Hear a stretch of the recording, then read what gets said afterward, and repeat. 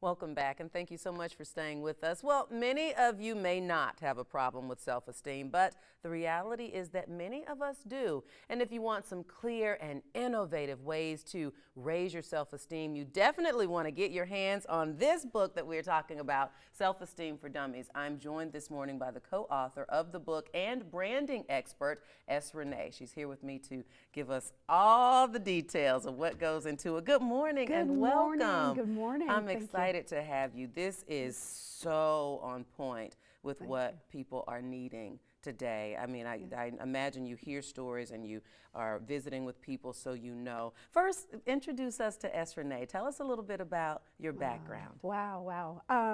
Started out in corporate America, then went into entertainment, was in entertainment for 10 years. I modeled with some of the biggest names in the business, and then I became a television talk show host, producer, and spokesperson for Paramount out of Philadelphia. And then I ended up I started my own business, and then I failed, but learned many lessons. And then I went to work at a university, and I got fired. It's all a part of it, yes. Self-esteem for Dummies. And then I started my own business again, and it really wasn't quite working the way I wanted it to. So I then went back to corporate America and was working my business, started writing, launched my first book, have been doing this. I am now going to be in my 10th year in September. Wow. So I've written 4 books. And I've worked with multi-billion-dollar companies. I've worked with people who have been in bad relationships, coaching them, just done international work. So just really, and I finally found my place. Excellent. Yeah. I mean, that really is a wonderful story, and especially how you point out I failed, I was fired, because people sometimes don't realize that's a part of your story. You know, you have to do those things sometimes to get to the other side. Oh, absolutely. So what I want to know also from you, Self-Esteem for Dummies, have you always been the person who is able to say, I got it together, even in those failures? Or did you come to some of this the hard way, the way many of us do? I'm like everyone else out there. Unbelievably now, and I look at my life, I was teased and bullied growing up until the age of 12. And then I picked up my first book on self-development called See You at the Top by Zig Ziglar. And I started practicing some of those principles. And before you know it, I had my shoulders back, I had my head up. And in 2 years, I was voted queen, most popular, best personality, friendliest of the entire school. And that followed me. I even became a peer counselor. But then when I went into the workplace, and we all have those moments where we're in the workplace, we have a boss, we want to impress them, but ultimately they have their own stuff. And I ended up being humiliated from my staff. I was a director of public relations. I mean, just torn down. And it was in that place. It was that place that I found that there was more inside. I became a student of my own teaching. And so even though we have self-esteem, we have moments where we get shaken at our core, and we have to go back, regroup, remember what we did to get to where we are or where we were, and reevaluate ourselves. And so and I believe that every day we have to be working on ourselves. We feel good about ourselves some days, and then there's some days we're like, okay, I'm a little out of alignment.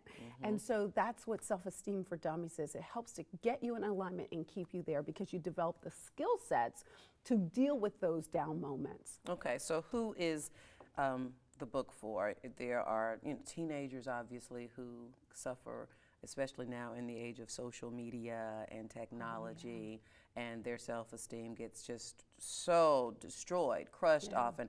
There are people at home going through life, kind of like you were saying, can't quite get it right. Who, men, women, girls, boys, who is the book, who does it speak to? Oh, wow, that's a great question. It speaks to all of those individuals. You may be thinking, well, how can one book speak to so many different audiences? Well, the book starts out dealing with your past experiences and how images impact your relationship with yourself and how your parents' relationship with you impacted you.